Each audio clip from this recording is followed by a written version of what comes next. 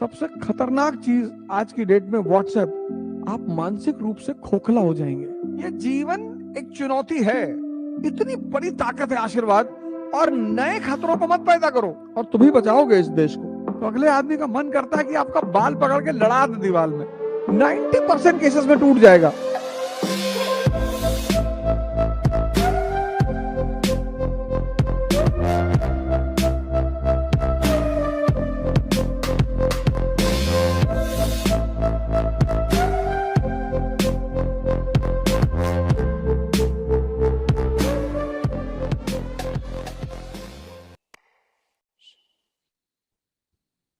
राजा बिना शक्ति को हो ही नहीं सकता, इसीलिए तो सबको राजा बनने की तमन्ना है।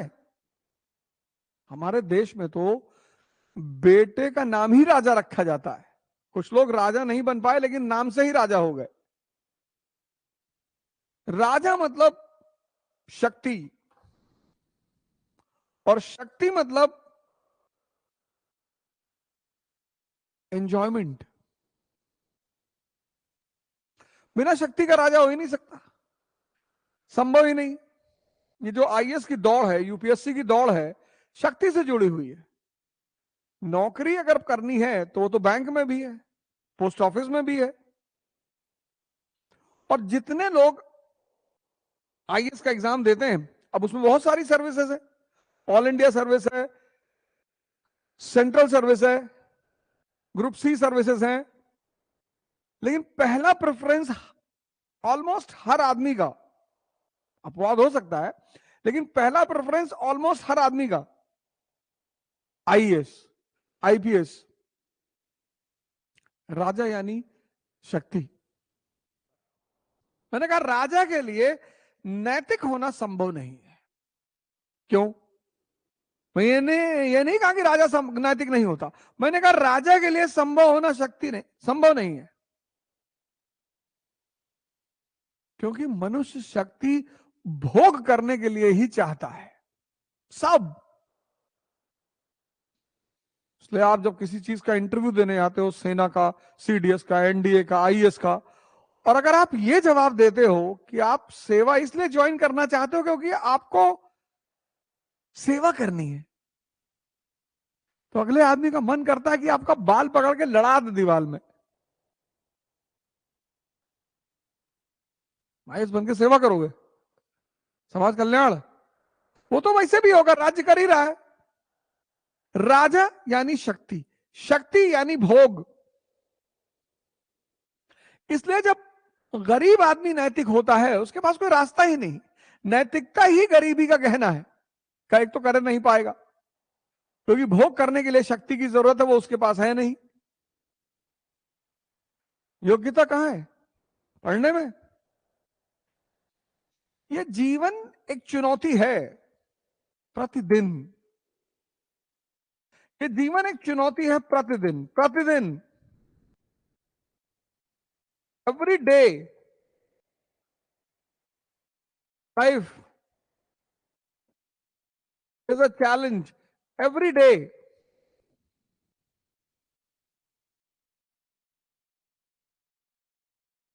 Every day.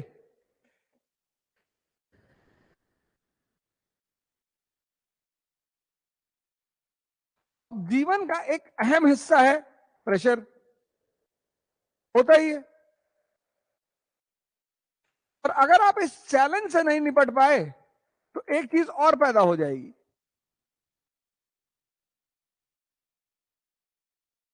प्रेशर नहीं तो आप कुछ कर ही नहीं पाएंगे। तो जीवन का एक अहम हिस्सा है प्रेशर। उस प्रेशर के साथ एक और चीज पैदा हो जाएगी अगर आप इसे नहीं हैंडल कर पाए तो।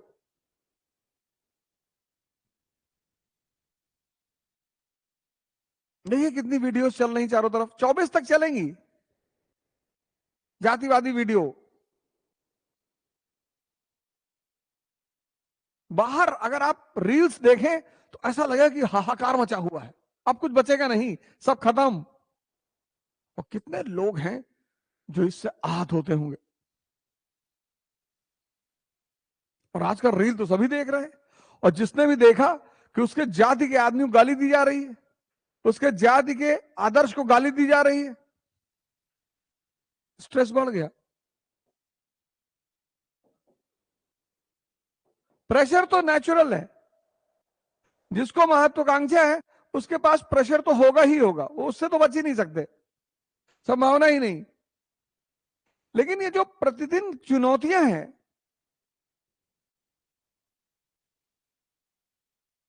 तुर्की का भूकंप आया, उसकी जो वीडियोस रिलीज हुई, उसने कितने मन और दिल को आहत किया होगा। इस प्रेशर और स्ट्रेस को हैंडल करने का नाम है टैलेंट।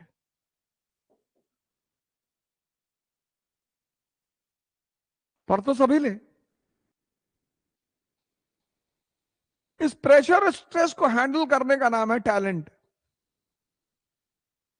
इसलिए तो मैंने आपसे कहा कि डायरी बनाना है, शेड्यूल पे नजर रखना है डेली। 90% केसेस में टूट जाएगा, मन दुखी हो जाएगा, मन परेशान हो जाएगा, निराश हो जाएगा, मन ही लगेगा ही नहीं,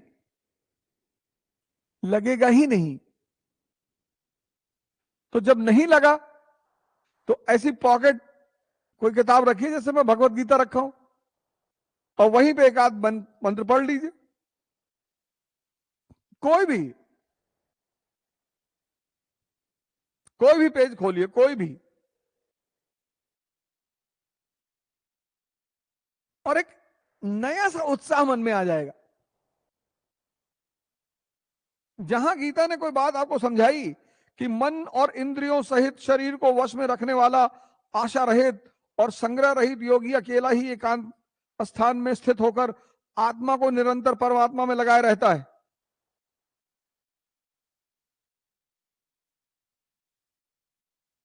आपको लगेगा सब माया है, सब खेल चल रहा है।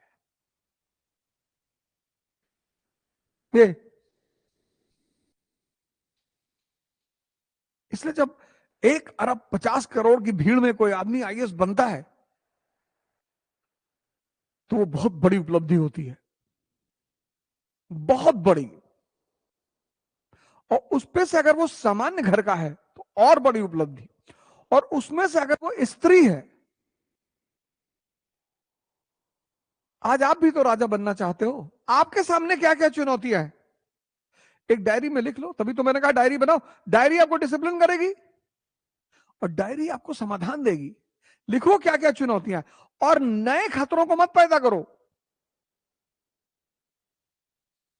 दोस्ती संबंध बनाने का नशा, लाइक का नशा, please like and subscribe, please like and subscribe. एक एक व्यक्ति के पास 50-50 व्हाट्सएप ग्रुप है।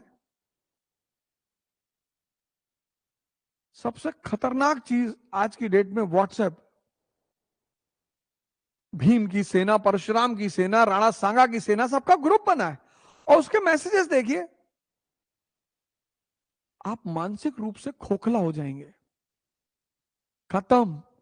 आज के इस दौर में सबसे बड़ी चुनौती है खुद को संभाल कर रखना। ना हिंदू चुनौती है, ना मुसलमान है, ना दलित है, ना ब्राह्मण है। आज के दौर में सबसे बड़ी चुनौती है खुद को संभाल कर रखना। और जो चुनौतियों का उचित समाधान निकालेगा वो राजा बनेगा।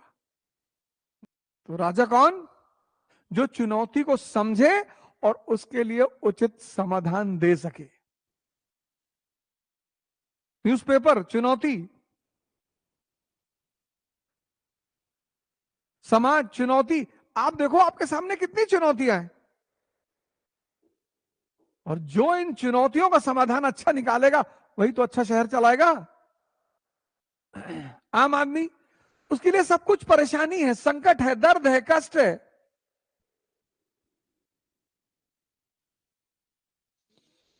और जब आपने किसी चीज को परेशानी मान लिया तो आप कहेंगे आपके हाथ में है ही नहीं। किसी चीज को परेशानी मानना और किसी चीज को चुनौती मानने में फर्क है। परेशानी आप कहोगे कि हमारे हाथ में है ही नहीं, और चुनौती, आज जातिवाद बढ़ रहा है, संप्रदायवाद बढ़ रहा है, चुनौती। पढ़ने दो, आप अपना पढ़ाई करो। अपने दिमाग को अपनी पढ़ाई में लगाओ।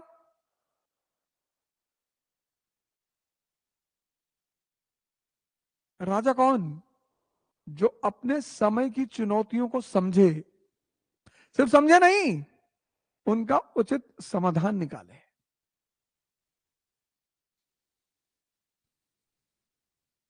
तो 4 शपथ लेनी है कि मैं ध्यान करूंगा, मैं योग करूंगा, मैं पढ़ाई करूंगा, और मैं अपने माता पिता का सम्मान करूंगा। ये 4 शपथ लेनी है प्रतिदिन। मार्च की शुरुआत से योग और ध्यान भी शुरू हो जाएगा। मैं 1 घंटा बढ़ा भी दूंगा जरूरत अगर पड़ी तो, वरना 1 घंटा योग और ध्यान, 1 घंटा पढ़ाई। आज डायरी में अपनी चुनौतियों को लिखना है। क्लास खत्म होने के बाद माता पिता का सब आशीर्वाद लेना, बहुत बड़ी चीज है आशीर्वाद। कुछ चीजें आपको पता ही नहीं है, छुपी है ना, हिडन है। इतनी बड़ी ताकत है आशीर्वाद, और वाइब्रेशन से निकलती है। आप समझते हो किसी को खुश रखने का क्या मतलब होता है? किसी को खुशी देने का क्या मतलब होता है? आशीर्वाद। बहुत बड़ी शक्ति, बहुत बड़ी ताकत। लेकिन चूंकि वो वाइब्रेशन छुपी हुई है। माता पिता ने आपको आईफोन दिया, आपको दिखाई पड़ गया। कुछ चीजें वो दिखाई नहीं पड़ रही है, तो डार्क मैटर यूनिवर्स में है, दिखाई नहीं पड़ रहा है। साइंटिस्ट कहते हैं कुछ है जो बढ़ रहा है, पर वो दिखाई नहीं पड़ रहा है, पता नहीं चल रहा है। ऐसे दुआ है। जब सुबह उठ के माँ बाप को कहते हो कि हाँ बाबूजी, हाँ प्रणाम, गोड़ लगी बाबूजी, पैर लगी बाबूजी, तो उनको अच्छा लगता है। जिसको तुम प्यार करते हो, अगर वो तुम्हें 4 दिन फोन ना करे तो तुम बेचैन नहीं होते हो? तो जो तुम्हें प्यार करते हैं, अपना जीवन लगा रहे हैं, पढ़ो चाहे ना पढ़ो, पर माँ बाप का सम्मान जरूर करो। क्योंकि माँ बाप के सम्मान के साथ शुरू होता है समाज का सम्मान, और समाज के साथ राष्ट्र, और राष्ट्र के साथ विश्व, सब एक दूसरे से जुड़ा हुआ है। और तुम ही बचाओगे इस देश को।